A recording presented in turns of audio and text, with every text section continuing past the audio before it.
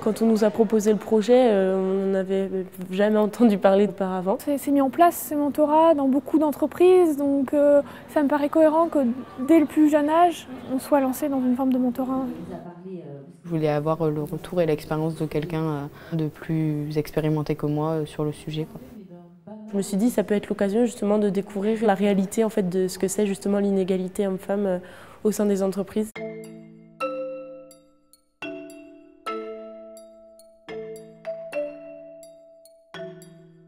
J'aurais beaucoup aimé qu'on puisse me le proposer quand j'avais leur âge. Je me dis que ça va peut-être lui faire gagner un petit peu de temps.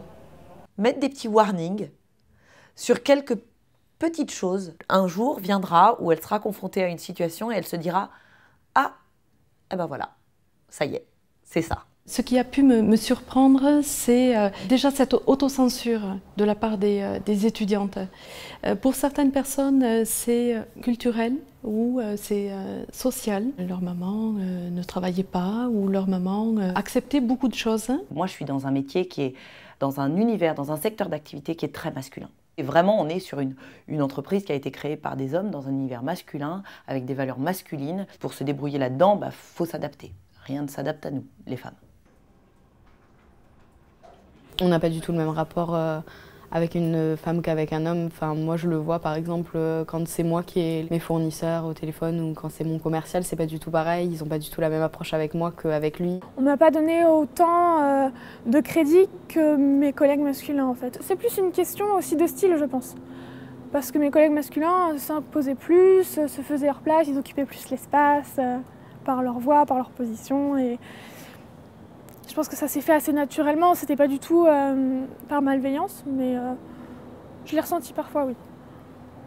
Vous allez demander à une classe quel salaire ou quel poste elles ont l'ambition d'avoir. Vous allez avoir, notamment en ressources humaines, vous allez avoir les hommes de suite qui vont dire « moi je veux être DRH » et les jeunes filles « moi je veux travailler sur les compétences, moi je veux travailler en recrutement » et pas forcément des postes en responsabilité. La différence au niveau salaire, elle est indéniable et c'est les chiffres qui le montrent, donc ça on ne peut pas le réfuter. Tu peux être satisfait du salaire qu'on te propose. Le tout, c'est à combien tu estimes combien vaut ton travail. Il y a la culture d'augmentation salariale de l'entreprise et tu ne récupères pas ce que tu n'as pas demandé à l'arrivée. Il faut garder la féminité, donc on est habillés comme des femmes, on assume notre côté féminin, et il faut l'assumer à fond, mais on n'a pas le droit d'être des femmes, à 100%.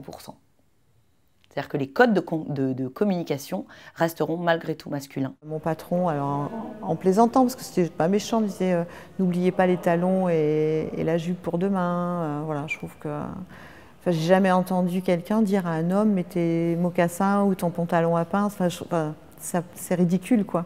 Dans l'entreprise, tous ceux qui font partie de la direction, c'est que des hommes, à part aux ressources humaines. Les postes que nous cherchons à atteindre, nous aujourd'hui, à entre 35 et 40 ans, sont aujourd'hui occupés par des gens qui continuent à avoir une vision avec un plafond de verre. Voilà. Donc ils continuent à considérer qu'on est quand même bien entre nous, quoi.